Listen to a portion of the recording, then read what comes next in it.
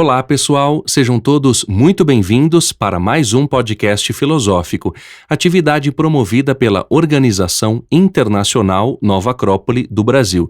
E para conversarmos hoje, recebemos os professores voluntários da sede Caxias do Sul, no Rio Grande do Sul, Paula Poloni e Gustavo Massen. Sejam muito bem-vindos.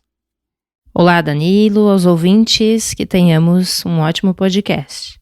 Olá, pessoal. Prazer estar aqui novamente. Hoje nós vamos conversar sobre o filme lançado em 2011, cujo título original é The Adjustment Bureau, ou O Gabinete de Ajustamento. Aqui no Brasil, o título do filme chama-se Os Agentes do Destino. Como lembramos sempre, não vamos trazer aqui verdades absolutas ou esgotar o tema. Longe disso, vamos conversar, ouvir, refletir e que possamos, cada um de nós, extrair aquilo que seja útil, prático e, portanto, vivencial. Naturalmente haverá spoilers e nós não vamos abordar o filme do ponto de vista técnico ou cênico, mas sim do ponto de vista da filosofia de vida. Ou seja, o que a gente pode aprender com essa história? Esse filme vai nos falar, como tema central, sobre a ideia do destino, ou seja, daquilo que está escrito, das nossas possibilidades reais de escolher diante das experiências da vida, ou seja, é um tema que é inerente a todos nós seres humanos. E, como sempre, eu gostaria que a Paula fizesse uma breve sinopse para começarmos essa nossa conversa de hoje. Muito bem, Danilo. Então, nós aqui estamos tratando de um filme muito legal, muito interessante, que trata sobre um político, né, que é o David Norris, e ele é um candidato, um importante candidato ao Senado americano. E nesse processo ele conhece a dançarina Elise. Mas o interessante do filme é que vão ter alguns chamados agentes. Esses agentes que ficam cuidando de alguma maneira do que acontece, né, na vida do David, eles, de certo modo, arbitram o que deve ou não acontecer na vida dele, de acordo com uma espécie de destino já traçado. E é muito bacana, o filme faz toda uma ideia assim, de que eles têm um escritório, uma biblioteca, né? Eles usam chapéus também. Eles têm capacidade de poder intervir, digamos assim, no destino do David. Então, esse filme, obviamente, nos traz muitas reflexões do que a gente aprende na filosofia, né? Em relação ao quanto a gente pode atuar nas nossas vidas e o quanto existem interferências, né? E aqui nos traz a reflexão dessas interferências, o que são elas, né? O que são esses agentes do destino, que é o que a gente pode ir conversando aí ao longo das cenas que a gente pode ir trazendo do filme, né?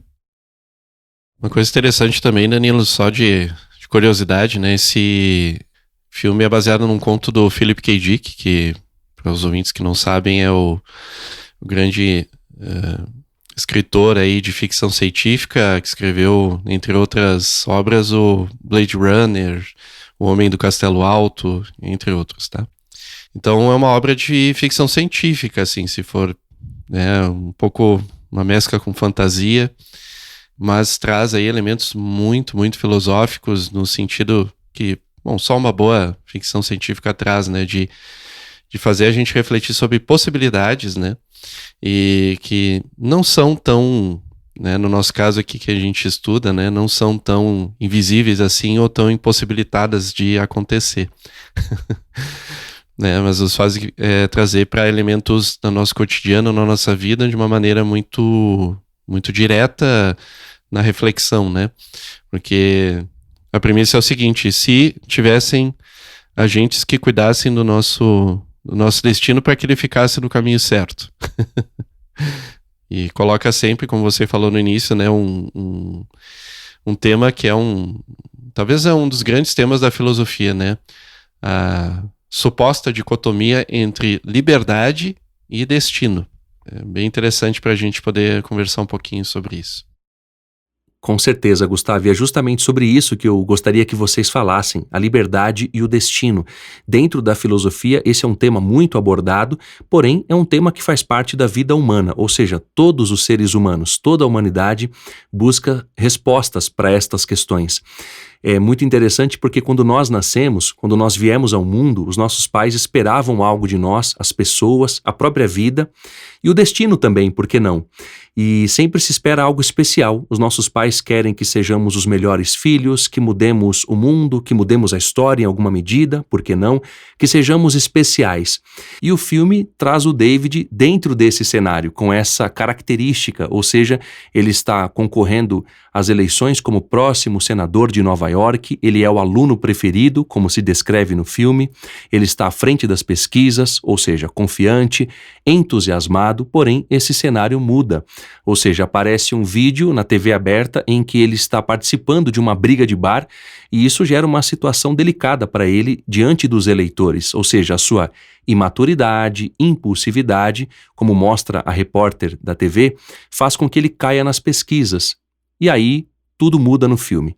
Quando ele realmente sabe que perde as eleições, ele vai dar o discurso, ele vai até o banheiro para refletir, ponderar, sozinho, porém, a Elise está no banheiro masculino e ele fica constrangido, enfim, ela sai, eles começam a conversar e tudo muda dali por diante. O seu assessor de imprensa também vai até lá porque ele precisa dar o discurso. No entanto, a conversa que ele tem com ela muda todo o rumo da história, porque ele vai dar um discurso do seu coração. Ele não vai falar aquilo que está pré-estipulado. E isso é muito importante da gente refletir porque é algo que vai nos ensinar muito sobre a nossa conduta diante dos momentos de reveses. Todos nós passamos por isso.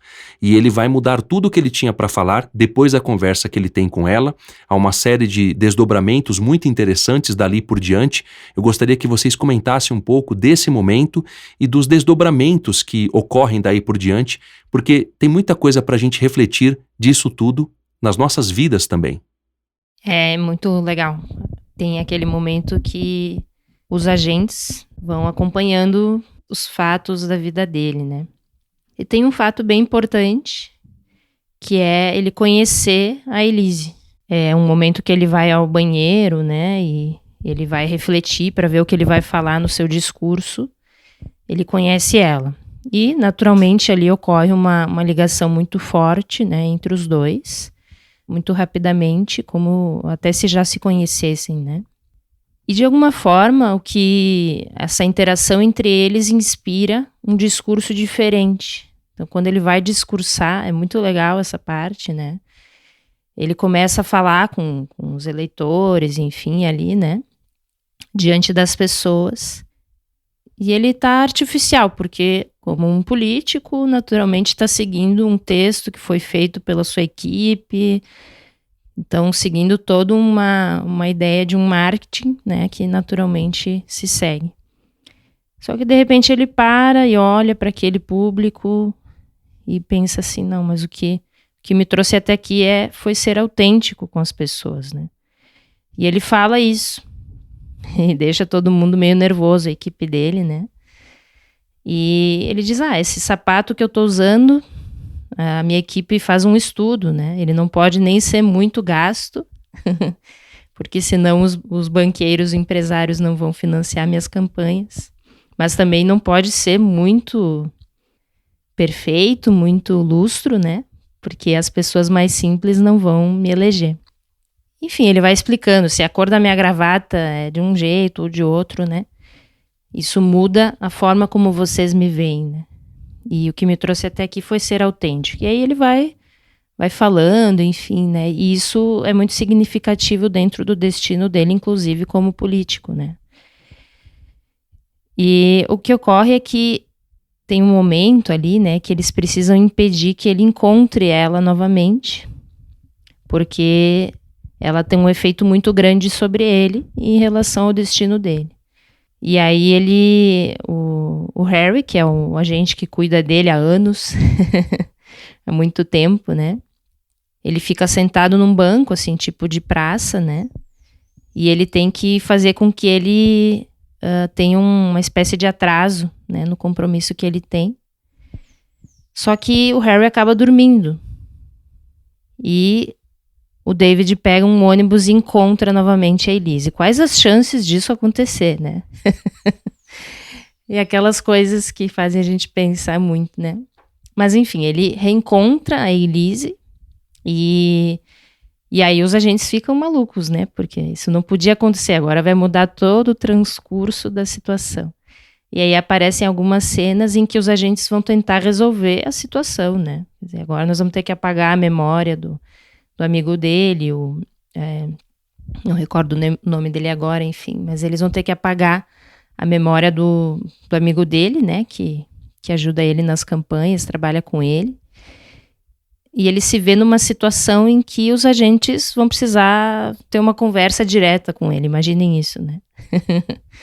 Quer dizer, você não pode ficar com ela.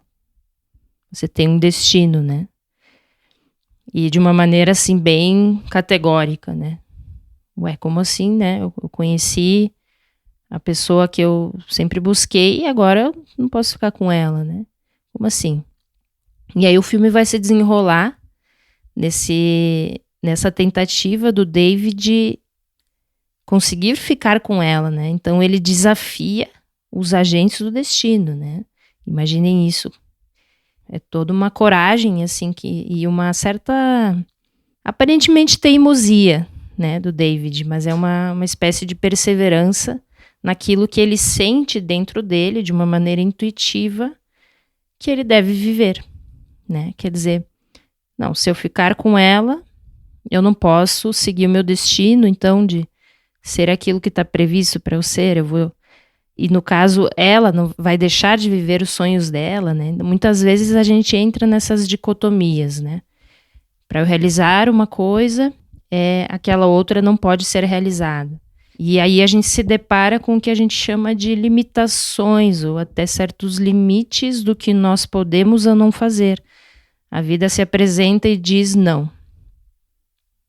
E nós, muitas vezes, ok, não é não. Por mais duro que seja, às vezes resistimos no primeiro momento, né? Mas vamos cedendo a essas limitações que a vida nos coloca, né? E essa é a reflexão que o filme vai trazendo aí. Porque ele vai tentar, então, reencontrar a Elise novamente, né? Exatamente, Paulo. Ou seja, aí entra em cena a reflexão sobre a ideia do Dharma, que é a lei do universo, ou seja, a finalidade para a qual as coisas existem. Tudo o que existe no universo tem uma finalidade, tem um sentido, uma razão para a sua existência. E o Karma como lei de ação e reação, na prática, ou seja, aquilo que eu faço, como a lei de Newton, tem uma reação. É muito curioso porque a gente pode discordar disso, como podemos discordar, por exemplo, da lei da gravidade. Basta a gente pegar um papel e soltar ele da mão, ele vai cair porque a gravidade o atrai. Então, por mais que nós não concordemos, isso é uma lei, isso existe de fato. E é curioso refletir sobre esses pontos, porque há uma virtude no David, ou seja, a audácia. Isso é algo muito interessante. Ele tem um entusiasmo e uma força de vontade de não aceitar o que os agentes do destino impõem para ele. A vida tem os seus ajustes, aquele segundo que você ia entrar em um lugar e não entra e as coisas mudam, ou um lugar em que você deixou de ir e volta a frequentar e tem outras experiências. A vida nos diz o tempo inteiro o que devemos fazer. Porém, a gente não tem uma atenção e uma consciência muito grande para isso. Às vezes a gente revê alguém muito especial e se esquece de anotar o telefone e não pega o contato dessa pessoa, um amigo, uma amiga, uma experiência em um lugar, retomar algo que paramos de fazer quando a vida nos traz isso à frente. Ou seja, a vida se comunica conosco todos os dias. Parece algo meio óbvio e clichê, mas na prática não é. Eu gostaria que vocês falassem disso, porque há sempre uma liberdade de escolha. E há sempre aquilo que nós podemos fazer, porém, é necessário que estejamos espertos para isso. E o filme vai trazer uma série de cenas, dentre essas que eu mencionei, de aprendizados muito importantes para nós também, nas nossas próprias experiências cotidianas. Gostaria que vocês comentassem um pouco mais a respeito disso. Toda vez que... Claro, a gente está dando spoilers do filme aqui, mas... Toda vez que acontece uma circunstância do acaso, entre aspas, que não são os agentes, né? Eles até falam no filme, né? Tudo que não somos nós é o acaso. O que é esse acaso? Não sabemos. É tudo aquilo que não sabemos. Isso é uma definição, inclusive, filosófica, né? De que o acaso é aquilo que é a medida da nossa ignorância, é aquilo que não sabemos o porquê e como acontece. Simplesmente acontece. E toda vez que isso acontece, na cena que o Harry adormece, dá pra notar que tem um pouquinho, alguns raios de sol que o tocam e fazem ele dormir, assim, né? Isso acontece algumas vezes no filme, é um toque de direção, assim, que só o cinema sabe fazer, né? Aquela coisa que só é o detalhe que faz toda a diferença, né? Eu imaginaria, né, essa luz, né, que o toca como sendo o acaso presente, né? Aquele momento do acaso que a gente também não sabe porquê e como acontece. E quando a gente vai falar sobre liberdade, e até pegando até o caso do personagem, né, do David aqui, a gente tem uma questão bem importante, né?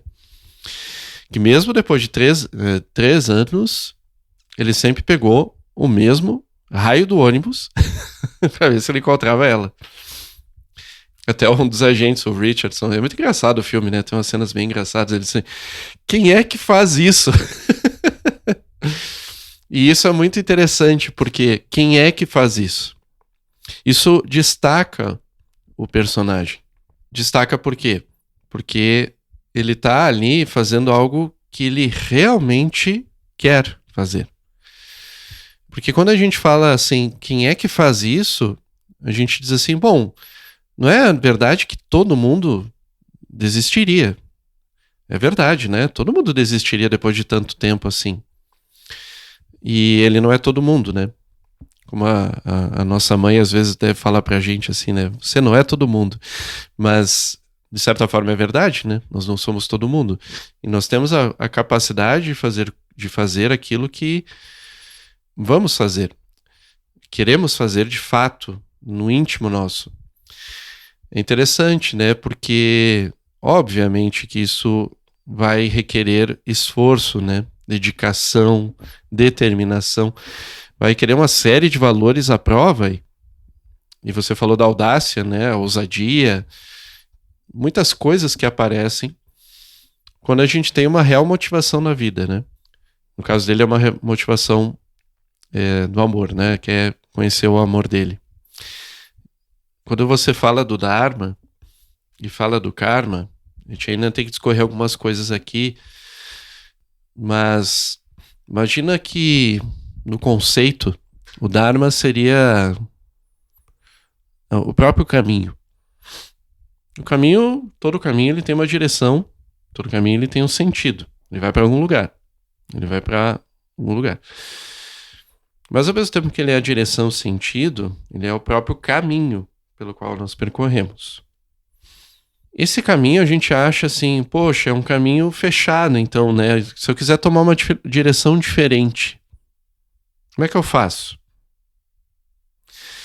Essa é a grande questão, que é a gente parar de pensar de uma maneira unidimensional, né? Como se fosse uma reta. E talvez pensar como se fosse uma grande trama, onde a gente tem sim muitas direções que a gente pode tomar, e esse é o ponto, né? O Dharma é como se fosse uma grande lei, mas não é uma lei que restringe, é uma lei que expande. É uma lei de evolução. E o Karma, ele está dentro do Dharma. O Dharma como lei de ação, ele está dentro do Dharma, ele serve ao Dharma. Então ele não é maior que o Dharma, embora, com certeza, né? O Karma, para nós, é muito influente em muitos aspectos. Ele vai influenciar porque nós estamos no mundo de ação, nós estamos no mundo de movimento. E pegando o exemplo do David aí, a gente tem um personagem que quer ir além, que quer romper fronteiras. Então, até certo ponto, o Karma vai agir ali para ver se realmente ele quer isso. Para chegar ao ponto de alguém dizer, os próprios agentes do Karma, né, vamos dizer assim, dizerem assim, poxa, quem faz isso, né? Quer dizer, surpreender os próprios agentes, né? No sentido de que esse cara aí, esse ser humano, e a própria Elise depois lá na frente, são especiais. Eles entenderam que eles podem fazer, construir o seu próprio Dharma, o seu próprio destino, que vai para a grande evolução, para a grande expansão da sua consciência, para a grande expansão do seu ser, enfim. Deram uma olhadinha atrás do véu. Claro, a gente pode discorrer muitas coisas aqui, mas o pano de fundo, e tratando aqui da filosofia por trás disso, é que não existe, talvez, essa dicotomia entre a liberdade e o destino. Ou seja, eles não são excludentes, mas complementares. O Gustavo trouxe aqui conceitos dos mais profundos da filosofia e das tradições, né, da humanidade. Talvez os mais profundos conceitos, né, que é o Dharma e Karma dos indianos, que falam de leis universais, né. Em muitas tradições, né, da humanidade, das grandes civilizações, os grandes sábios e da nossa humanidade falam de leis universais, né. Só que nós, seres humanos, temos muito para aprender sobre isso ainda, né? E compreendemos pouco do que são essas coisas na prática, né? Do que são essas leis. E como reconhecê-las de uma maneira prática na nossa vida, né? E esse é um dos temas da filosofia. A gente conseguir compreender um pouco mais da natureza, do universo, das suas leis, porque são as mesmas que atuam em nós.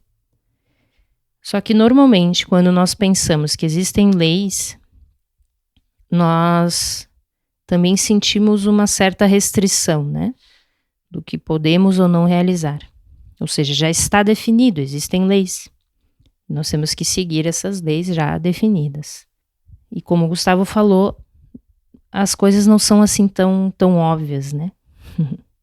Porque se o ser humano é parte da natureza, ele também tem as suas forças, no caso, né? No caso, o próprio livre-arbítrio mental. Ou seja, o ser humano tem a capacidade de discernimento mental. De observar a natureza, compreender suas leis e atuar de acordo a estas, né? Essa experiência que o Gustavo estava falando, né? De reconhecermos na natureza que há um sentido, que é esse Dharma, né, o sentido de vida, um movimento que vai para algum lugar, uma espécie de movimento e leis que unem todas as coisas, que a gente poderia entender como uma grande lei de harmonia e justiça. Se nós pensamos nisso, nós vamos ver que o nosso universo é extremamente inteligente, complexo. Muito além do que nós conseguimos compreender a partir do nosso discernimento humano. Evidentemente, né? Nós não conseguimos alcançar uma matemática tão dinâmica. Imaginem os nossos maiores computadores hoje, né? Nossos data centers e a nossa maior capacidade aí de matemática, de repente um centro desses de astronomia, né? Com cálculos gigantescos. Imaginem que o karma, né, como os indianos ensinam, ele é uma lei matemática. Ele segue leis matemáticas. Só que essa matemática é dinâmica. Ela está o tempo inteiro sendo ajustada de acordo ao movimento de cada uma das coisas existentes no universo, arranjando uma harmonia entre todas essas coisas. Tentem imaginar o que é isso, né? Nós nem conseguimos imaginar bem, é muito além do que uma inteligência humana pode conceber. No entanto, não significa que a nossa inteligência humana não possa dar-se conta ou reconhecer essas leis. Se a gente realmente observa os acontecimentos da vida, da natureza, o que nos acontece, né? Nós vamos percebendo coisas muito interessantes. O Harry, que é o agente do David, né, que cuida dele, ele sente uma espécie de compaixão, né? Pô, o cara é esforçado, né? E assim, por que não pode, né? Ele mesmo se questiona, né? por que o cara, para realizar o destino dele, tem que ser um miserável infeliz, né? Quer dizer, ele tem que ser uma pessoa, então, triste, enfim, né? Por que ele não pode? E aí ele reflete sobre isso, né? E aí ele tenta ajudar o David. Então o Harry, ele vai ajudando, né, o David para que ele possa, enfim, viver o sonho dele e sem por isso precisar afetar o sonho da Elise e vice-versa, né? Ou seja, será que eles não podem unir-se de alguma maneira, andar juntos, cada um no seu destino, né? Então, o próprio filme traz as reflexões que normalmente um ser humano tem, né? E muitas vezes quando alguém está tentando ajudar alguém. Às vezes é um amigo, ou um pai, uma mãe, um educador, né? Quer dizer, como eu posso fazer com que ele consiga realizar os seus sonhos, ser feliz, e isso junto com outra pessoa, sei lá, né? Muitas vezes a gente se questiona em relação a essas coisas conosco, sobre as nossas limitações, né? Que é o karma, né? Então o Gustavo falava, o Dharma é uma lei do sentido da vida, é a lei, ou a síntese de todas as leis, que garante uma harmonia e uma justiça universal, que é extremamente precisa. E normalmente nós não estamos atentos para perceber. Mas se nós observamos, é um bom exercício, a natureza, nós vemos o quão inteligente é o funcionamento das coisas, o quão preciso. Se nós observarmos o crescimento de uma árvore, o funcionamento do nosso corpo, como cada órgão faz o seu trabalho, e que se o coração bater de um jeito diferente, já é algo importante, ou seja, é muito preciso. A natureza é muito inteligente. Eu acho muito difícil que um ser humano se colocar um pouquinho em movimento a sua mente, a sua capacidade básica de observação, não vai perceber em algum grau, né, essa harmonia, justiça ou inteligência. Não é algo tão distante assim, ainda que a gente não compreenda plenamente. Porém, o karma, como os indianos indicavam, é uma lei de ação, corresponde ao mundo da ação, e ele é como se fosse o árbitro, aquele que ajusta. É como se a gente estivesse falando aqui de juízes e advogados e policiais, né? É como se o juiz determinasse, bom, é isso que deve acontecer. E se nós não realizamos, os policiais vão lá e não, você tem que ir para aquele lado, aqui você não pode entrar, né? Senão vai preso.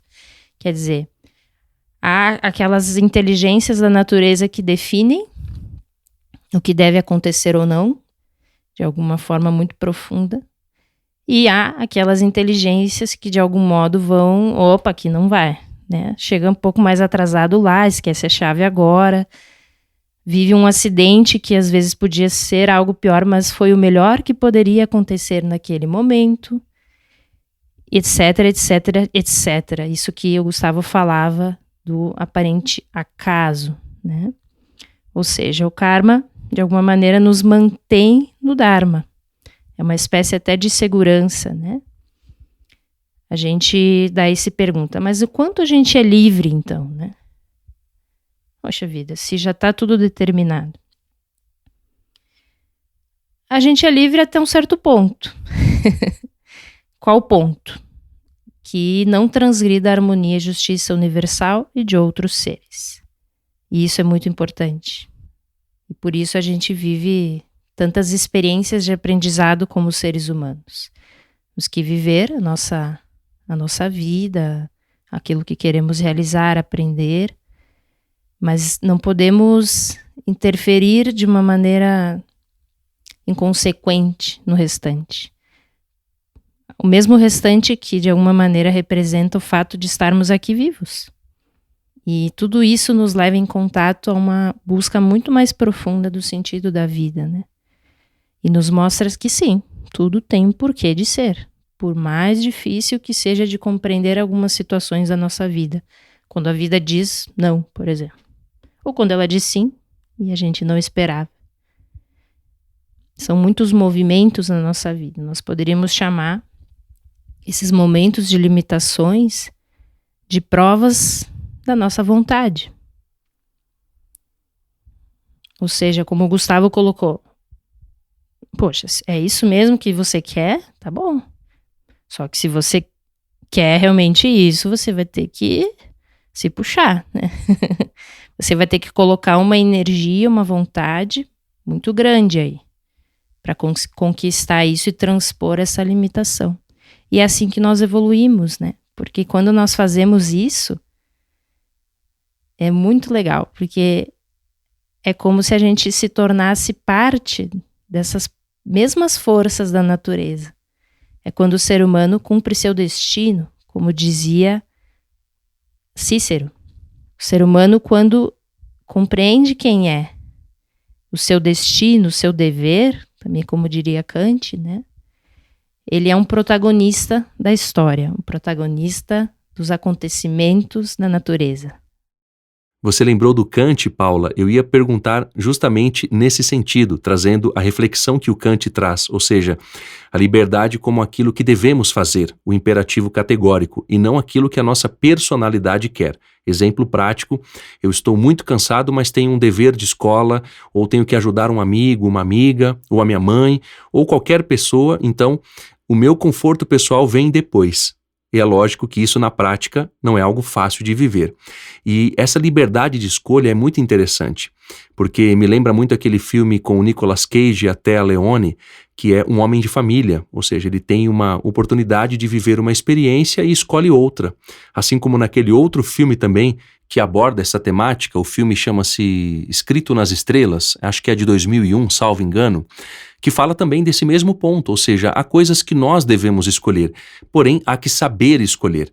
E voltando para o nosso filme, quando eles aparecem para o David naquela conversa, naquele galpão, eles mostram o que eles fazem e explicam para ele um pouco do seu papel. Porém, isso não fica claro. E é muito interessante como você bem colocou, não é, Paula? A lei do karma não é estática, não é algo simples e é assim e pronto. É como mais ou menos, tá bem? É só uma analogia para a gente entender na prática. Como a feira. A feira muda de preço, tem uma dinâmica, as coisas sobem e descem em termos de valores, de preços. E a nossa vida é assim também, porque a gente percebe que as coisas vão mudando de acordo às nossas ações, as nossas reações, interpretações e a nossa compreensão profunda de cada prova. E tudo isso muda.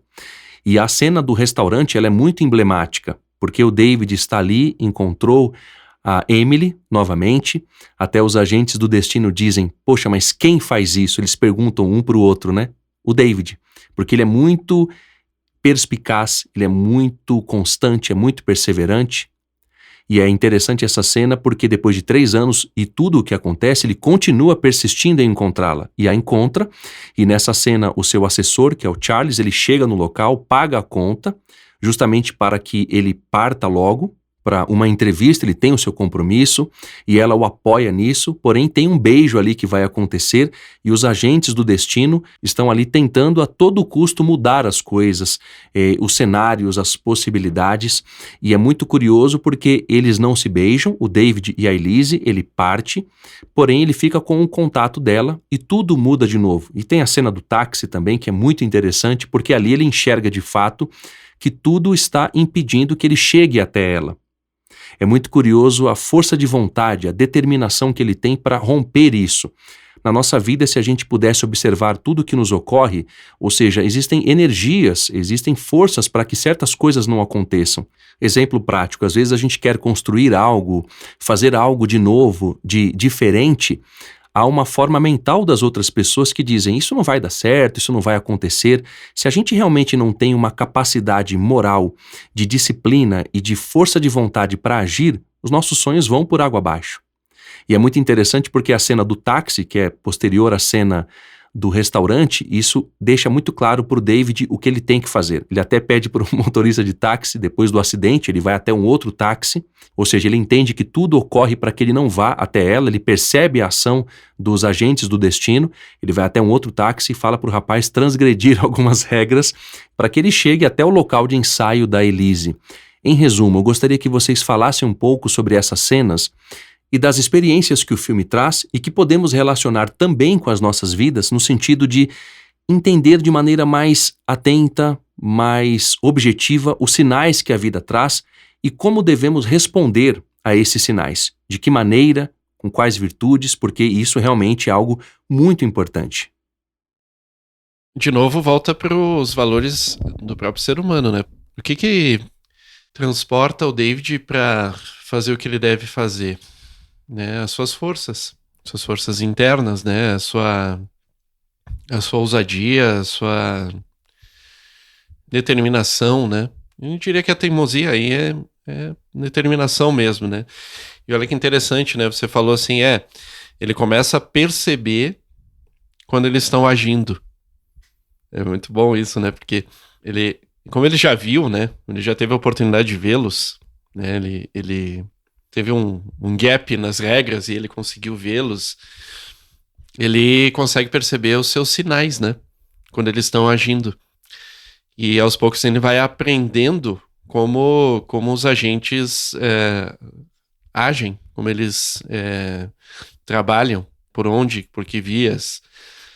Até nessa cena do restaurante, que ele entra no restaurante, pede onde fica, né, o balé, para encontrar a Elise, porque ele já tinha passado por todos os lugares, tentado ligar e não consegue, tudo. Ele está sendo inusitado, né? E os agentes são metódicos, né? Pelo menos no filme, né? São bastante metódicos, né? Então isso quebra o esquema, né? Quebra essa sequência de acontecimentos para um sentido que ele vai determinar. Eu vou encontrar a saída. Eu sei que tem uma saída, só não encontrei ainda. Eu vou até encontrar. Ele não vai desistir, né? E isso demonstra uma série de valores, né? Ah, mas alguém escreveu o plano. Eles falam pra ele, né? Não, mas você tá indo contra o plano. Tá, então eu quero falar com quem escreveu o plano. Não, isso não é possível. Quer dizer, não, eu não vou desistir. Vocês não estão entendendo, eu não vou desistir. É algo interessante pra a gente avaliar na nossa vida, né? O que vale a pena a gente, de certa forma, né, entre aspas, transgredir, para que a gente possa enxergar um pouco mais da vida, né? Esses véus da vida, assim, né? Que são mais do que aparentes, né? São, muitas vezes, esses véus que nos impedem de ver a verdade, de ver o nosso verdadeiro destino, nosso verdadeiro potencial. Eu queria até trocar a palavra aqui de destino por potencial. Potencial que a gente coloca em movimento, né? Que deixa de ser latente para ser patente, ou seja, ser colocado em prática. E de certa forma, será que não é isso que, no fundo, né, esses agentes querem, né? Porque você falou muito de provas, né, Danilo? E provar significa dizer assim, e aí, você sabe mesmo? Você realmente quer isso? Porque eu não tô aqui para te provar, para te impedir. Eu tô aqui para provar, para ver se a tua vontade é maior do que a prova. Se o teu ímpeto interno, se o teu valor é maior do que a prova.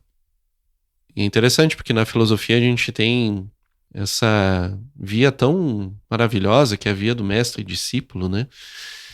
Algo que a gente aprende, que vem das escolas de filosofia, é que a prova, né, ou as circunstâncias, elas não são maiores do que o discípulo.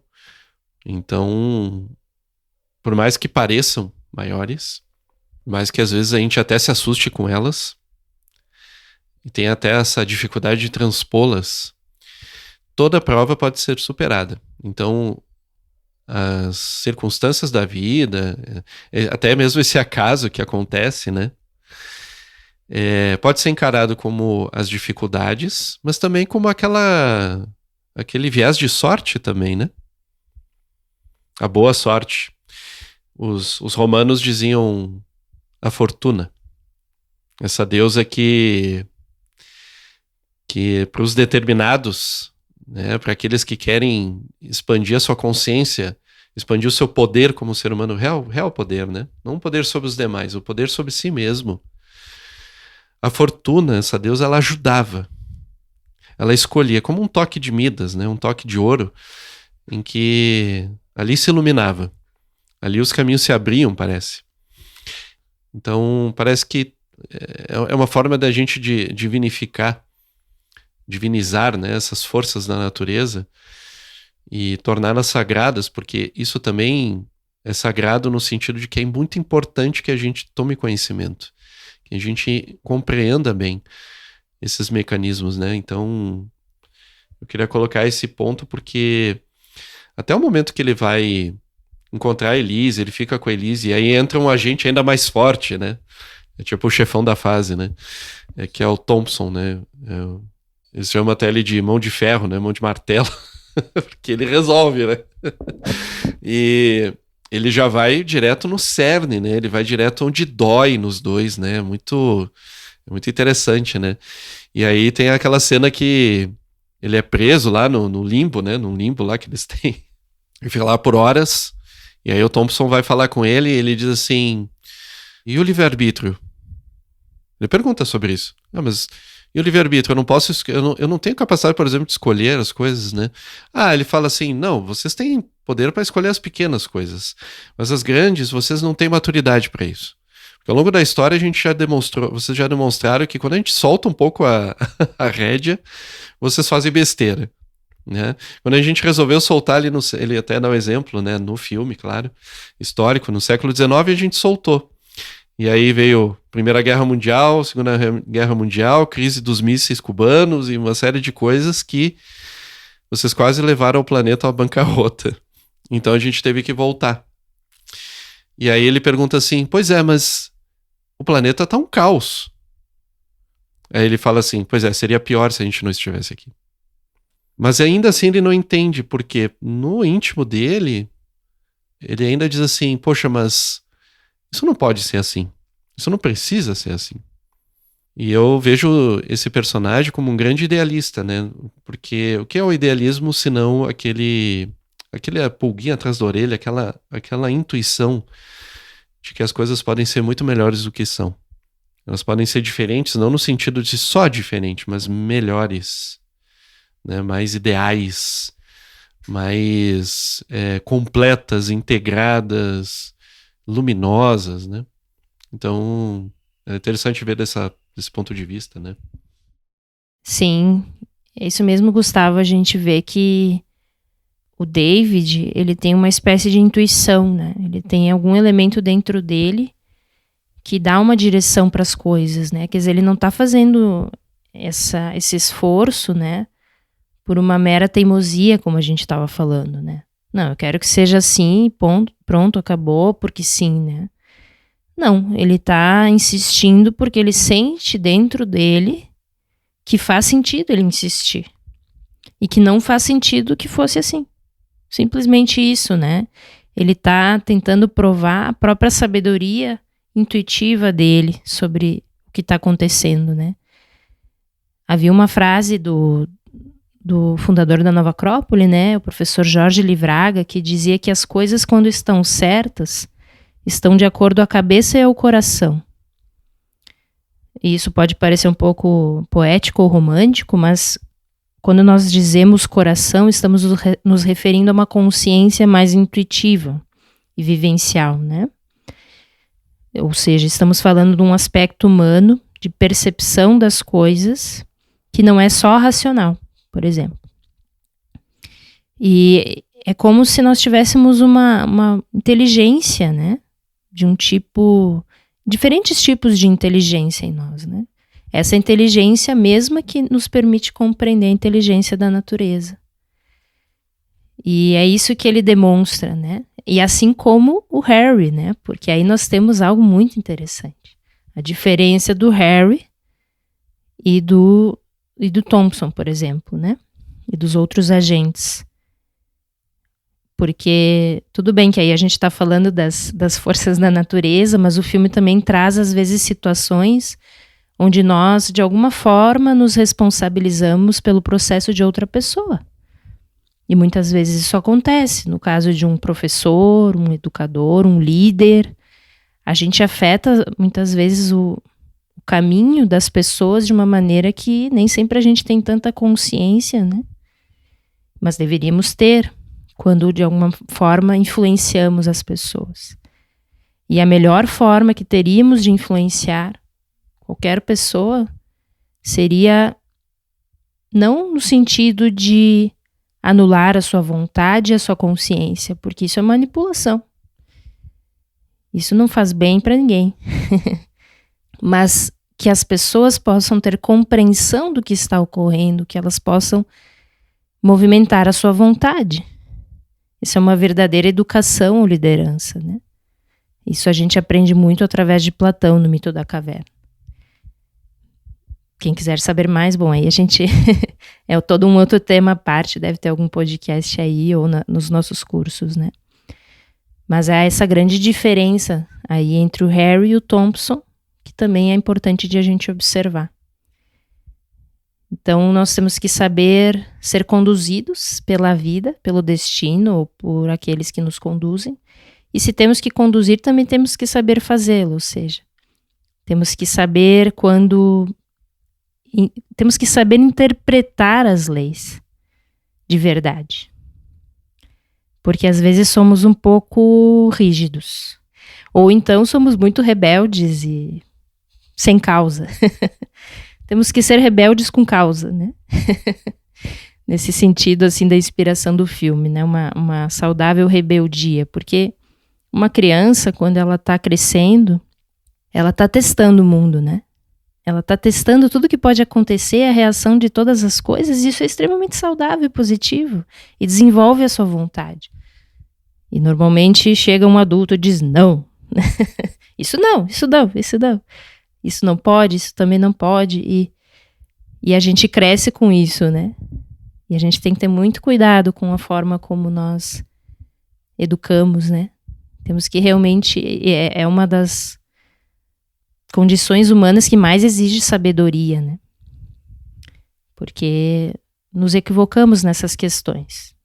Do quanto podemos permitir um movimento, quanto temos que frear. Na verdade, nós nem podemos, né? Quem de nós pode de fato julgar o destino de qualquer ser nesse mundo e realmente defini-lo? Essa é uma grande sabedoria, né? Um educador sabe que ele não tem esse poder. O verdadeiro educador. Ele tem esse poder que o Gustavo dizia, de mostrar um potencial e que esse potencial se revele. E o que vai tornar isso possível é a vontade daquele próprio ser. Helena Blavatsky dizia que a vontade é a maior força do universo, né? É a força que move os mundos. E isso também está no ser humano. E uma vontade não é oposta a outra vontade. É o ponto onde elas se unem, se é vontade mesmo, né? E a gente aprende na filosofia a diferença de um simples desejo, de uma vontade realmente, né? E se é vontade, vai ser provada e vai se concretizar. Se é uma vontade genuína, justa, né? O Gustavo falava da roda da fortuna, da roda da vida, que traz seus momentos diferentes, êxitos, fracassos, aparentes êxitos e fracassos. Mas de um modo ou de outro, uma roda de aprendizado, de evolução, né? Os antigos falavam também das moiras ou parcas que definiam os destinos através da trama do destino, né? Sim e não, como a gente falava, né? Há um caminho traçado, mas há como nós vamos fazer isso. Isso cabe a nós. Diante das possibilidades que nós temos, que estão disponíveis, o que nós vamos fazer com isso?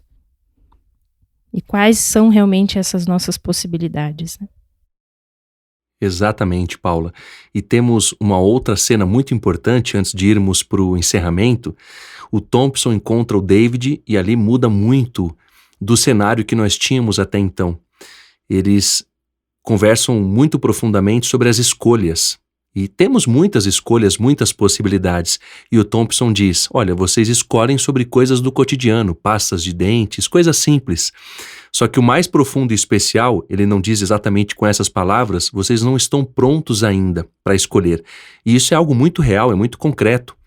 E tem um dos diálogos anteriores que um dos agentes diz que não é nada pessoal, ou seja, aquilo que ele faz não é pessoal, não é contra o David, ou seja, eles fazem o que deve ser feito de acordo à matemática kármica, ou seja, as ações e reações que nós geramos. E isso é muito importante porque eu, como ser humano, se tenho responsabilidade diante da minha vida, eu não posso culpar ninguém, muito menos a vida pelas coisas que me acontecem, porque a responsabilidade desperta consciência.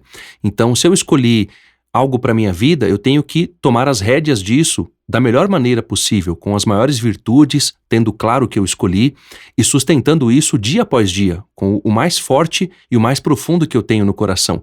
Isso vai tirando da gente também essa ideia de vitimismo, de que alguém me feriu, alguém me machucou, como ensina o grande sábio Buda. Ou seja, se a gente pensa assim, a gente vai sofrer a vida inteira. E isso é algo que a gente percebe na nossa experiência. O próprio Marco Aurélio diz, tudo que ocorre ao ser humano é próprio do ser humano.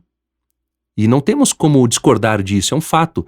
E para a gente concordar com certas coisas, há que ter um grau de maturidade e de vivência para isso. E o contrário também. Se a gente discorda, temos que ter elementos intelectuais, éticos, morais, de muita experiência para dizer, olha, isso não é assim. Ou seja, tudo que nos ocorre é para que possamos evoluir, sermos menos rancorosos, mais compreensivos. Em resumo, tem um pouco mais dessa conversa entre o Thompson e o David, um outro argumento muito interessante, porque ele fala, olha, se você ficar com ela, ela não será a maior bailarina do mundo e que sim, vai dar aula para crianças, ou seja, como se fosse um demérito. Cabe essa reflexão também. E diante dessa manipulação, o David entende que é melhor abandoná-la. E ele se despede dela no hospital e vai embora. E isso gera uma reviravolta muito interessante na história. Porém, pouco tempo depois, o seu assessor, o Charlie, mostra o jornal para ele e ela aparece como uma grande bailarina. Ou seja, ela volta com seu ex-noivo, tudo acontece, porém, a dúvida continua porque ele, no fundo do coração, o David, sabe que deve tentar um pouco mais, deve buscá-la. E aí temos muitas reflexões. Na nossa vida acontecem muitas coisas que nos geram dúvidas e aquela pulga atrás da orelha, como diz o ditado popular. E a dúvida é algo muito perigoso, que drena a energia. Quais são as nossas convicções para seguirmos em frente?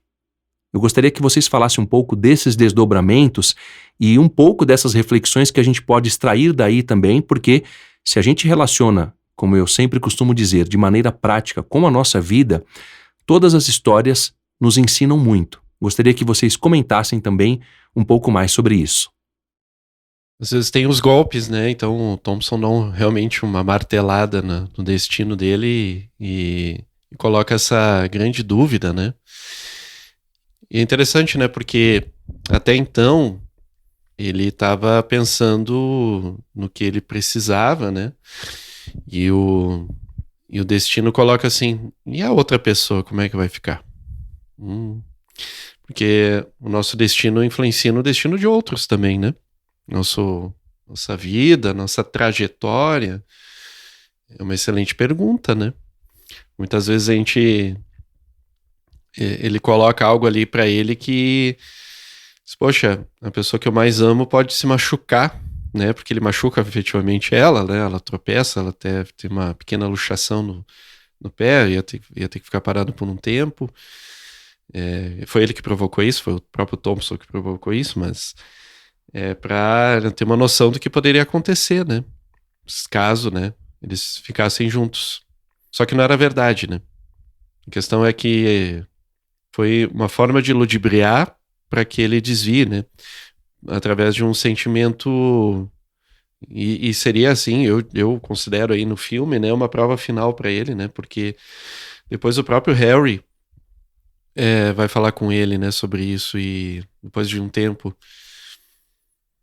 Só que o Harry conhece ele, né? Já conhece desde criança, né? Acompanhou ele quase a vida toda.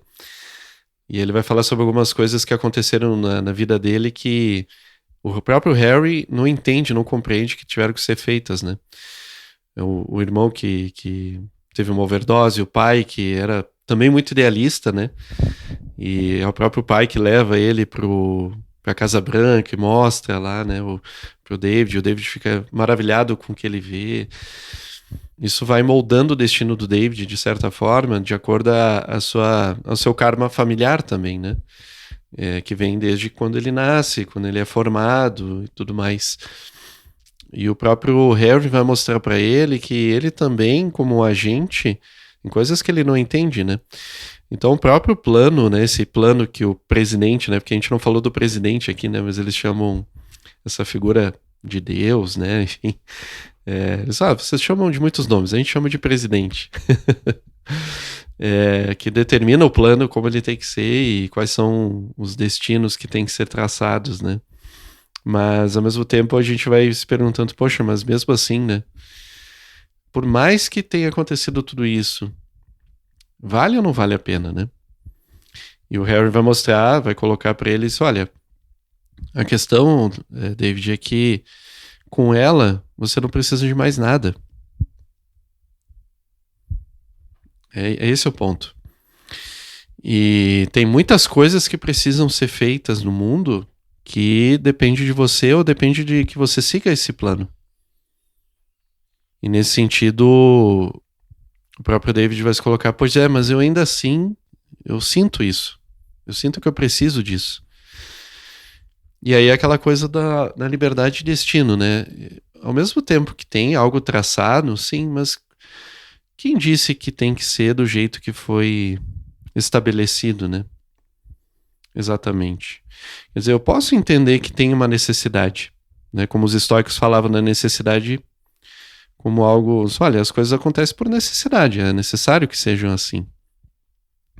E tá bem a gente compreender isso. Mas para além da necessidade que a gente observa nos acontecimentos, qual é a minha necessidade enquanto ser, né? Enquanto ser humano. E não necessariamente tem a ver com questões externas, né? Mas tem a ver com o que a Paula falava dessa intuição, essa inteligência de percepção, dessa vontade que temos interna que transcende os acontecimentos, né? E aí é por isso que o Harry aí acaba sendo esse agente de consciência aliado, né? Por quê? Porque ele é o agente que conhece o David. Uma coisa é você... Os demais agentes tinham uma visão do plano. O David tinha a visão... O Harry tinha a visão do David. Ele sabia... ele conhecia o David. Para além do plano. E isso vai ao final, né? Vai construir todo o final, que é a cereja do bolo, que ainda não vou falar, mas... dessa impulsão, né? Final que ele precisava. Mas a prova que vai se apresentar ainda é a maior de todas, né? Que ainda havia de se apresentar, né? Que é, primeiro, falar para Elise dos seus sentimentos, mas falar do que tá acontecendo, porque até então ela não sabia o que estava acontecendo, né? E se ela queria isso ou não, né? Tem um momento que ele vai perguntar para ela: eu vou entrar por aquela porta. Se eu entrar por aquela porta, você nunca vai mais viver. Agora, se você quiser vir comigo, pega a minha mão. É isso que eu tenho para oferecer, nada mais. Acho que a gente pode fazer uma relação aí desse momento, né? Que eles vão entrar, inclusive, no escritório da biblioteca dos agentes, né? De algum modo, o filósofo é um pouco isso, né? Nós somos essas figuras um tanto impetuosas e curiosas, e é algo muito humano isso, né? Porque muitas vezes chegamos nessas questões, né? Queremos saber como são as coisas, como elas funcionam. Queremos saber. Queremos entrar dentro da vida, não só na sua superfície, mas naquilo que move as coisas, né? Aquilo que está por trás. Queremos ser parte disso, né?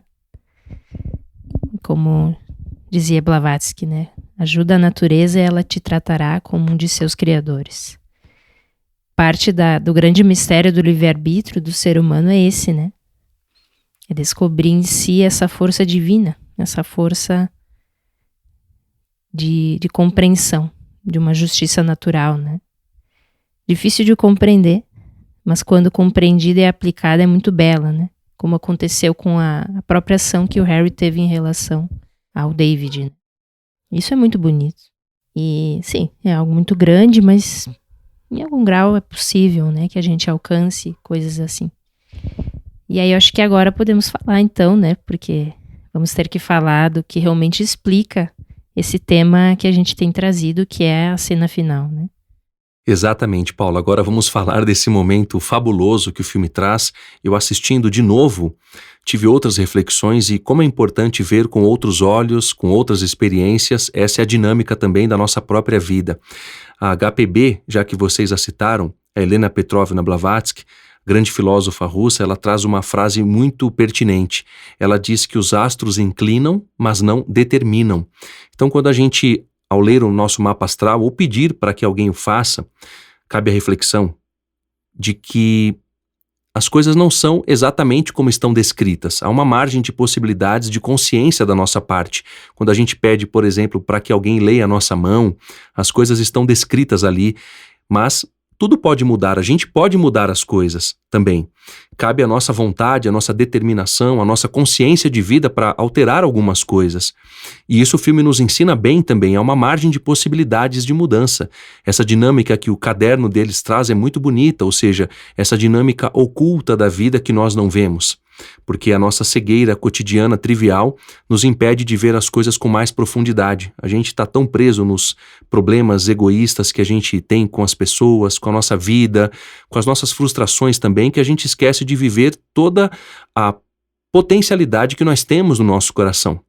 Isso é algo muito interessante. O Show de Truman, por exemplo, que também gravamos um podcast, nos ensina sobre isso, porque assim como David, o personagem do Jim Carrey, também quer saber o que está por trás de tudo aquilo que acontece na sua vida. Ele quer saber o que está na coxia, não só aquilo que é apresentado, mas o que vem antes e por que acontecem certas coisas. Ele não aceita as coisas como elas são.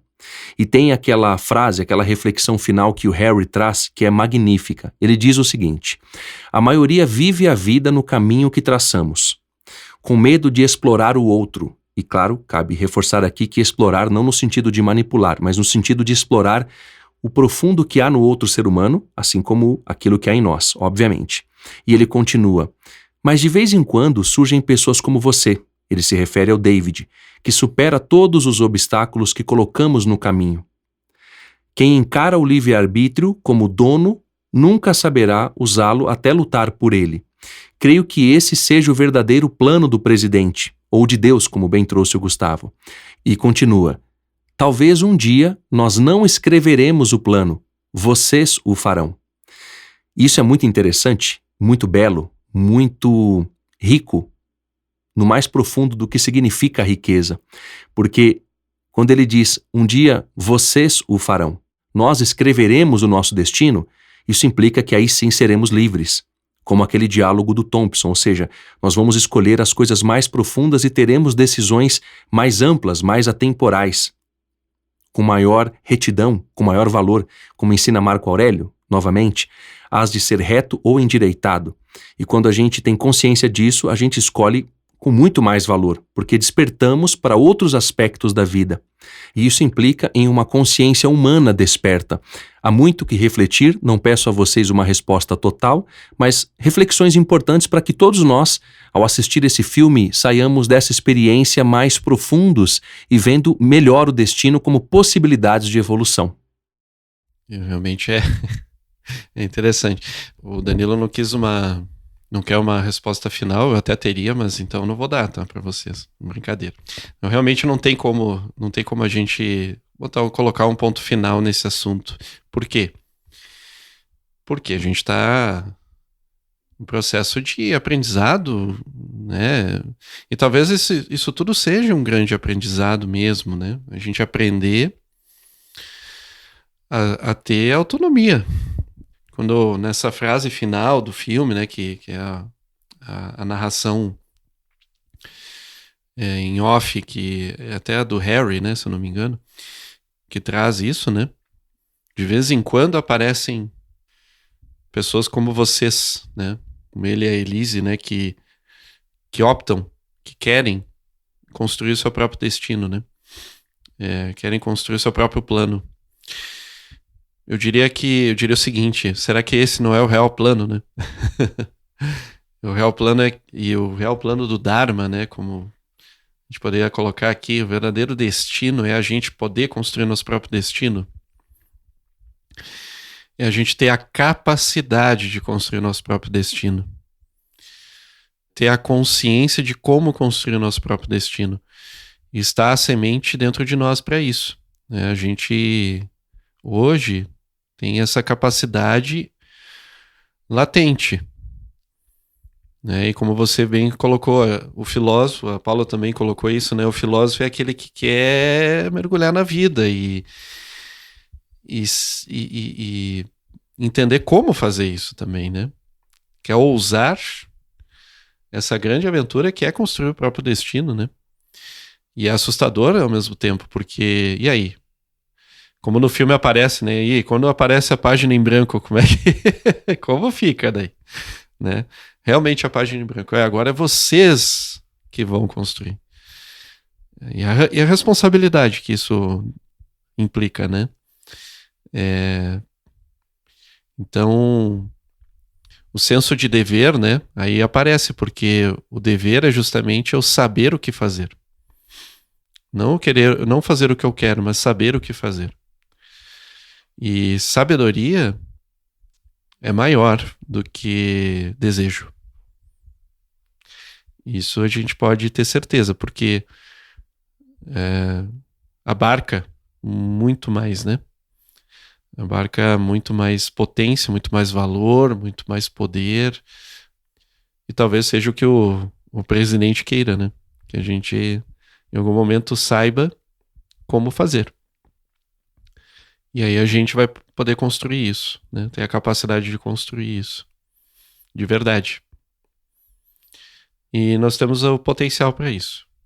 Que se nós podemos chegar lá, significa que a semente já está em nós. A gente só tem que cultivá-la. Seja ouvindo os sinais da natureza, seja conhecendo a nós mesmos, seja entendendo e compreendendo as leis que regem esse universo e que regem um ser humano, que regem esse planeta. Entender para além da lei dos seres humanos, né? Realmente compreendê-las, não como um infortúnio do destino, mas como a fortuna do destino. Muito legal, né? Tem um momento em que o Harry fala que o presidente se mostra a nós de maneiras diferentes. Mas nem sempre a gente está atento ou compreende essa linguagem, né? Porque é uma linguagem mais silenciosa, mais misteriosa. Não está dito nas regras, né? É o que está fora, é o que está por dentro. É o que fala dentro e não fora, né? Esse mistério, assim. E eu diria que mais que vontade, né? Para viver esse processo a gente necessita também amor e inteligência. Que de algum modo formam uma tríade de forças humanas que também se conectam às forças da natureza que permitem essa compreensão maior das coisas, né? E como a inteligência da natureza se mostra a nós? De que formas? Essa que não está no script, mas que está dentro de nós, né? Isso nos dá uma certa confiança, uma certa força interna que nos ensina a nos afirmar em nós mesmos, né? Essa autonomia de que o Gustavo falava. As provas do destino, da natureza, enfim, não são para simplesmente nos limitar. Também, porque nem sempre sabemos o que fazer com as nossas forças. Então, sim, precisa limites, né? Mas à medida em que sabemos e aprendemos o que fazer com essas forças, a natureza vai abrindo o caminho, né? Porque não estamos para usar essas forças de uma maneira justa, de uma maneira inteligente, de uma maneira boa, como eram as grandes ideias platônicas, né? O bom, o belo, o justo, o verdadeiro. Se essa é a nossa verdadeira posição, né? E estamos aprendendo a fazer isso, bom, a sabedoria se apresenta como um agente, um grande agente, né? Era como a antiga Atena que aparecia para os guerreiros valorosos, né? Nos mitos heróicos gregos, né? Ela só se apresentava para os heróis valorosos. Ou seja, a sabedoria se apresenta para os valentes, os ousados, aqueles que querem entrar dentro da vida, né? Que querem compreendê-la vivendo-a com o seu coração, com o melhor da sua compreensão. E esse é um mistério, né? Quando a humanidade estará pronta para isso, né? Bom, não sabemos. Mas depende de nós, depende de como vamos usar cada um de nós e juntos esse livre-arbítrio, né? Isso está no plano. Se a gente vê todas as tradições da humanidade, isso está no plano. Isso é o plano inteligente da natureza. O ser humano tem muito potencial, mas tem que saber usar as suas forças com justiça, de acordo com essa natureza, né? Aprender desse mistério. É o que eu consigo falar, né, desses momentos finais. Nós sermos os escritores da nossa própria existência, né? Que coisa bonita, né? Realmente é uma reflexão belíssima e muito profunda. Assim terminamos a nossa conversa de hoje, novamente agradecendo a Paula e também ao Gustavo e, claro, desejo que sejam sempre muito bem-vindos aqui no podcast da Nova Acrópole. Obrigada, Danilo, Gustavo. Nós, quando conversamos, dialogamos, aprendemos muito, né? Sempre que queremos passar algo, nós aprendemos muito. Muito obrigada. Bom, obrigado, Danilo, e nos encontramos no destino. Para os que queiram entrar em contato conosco, basta acessar o site nova-acrópole.org.br/podcast. E para quem quiser saber mais sobre o nosso curso de Filosofia para Viver, basta acessar nova-acrópole.org.br. Até a próxima!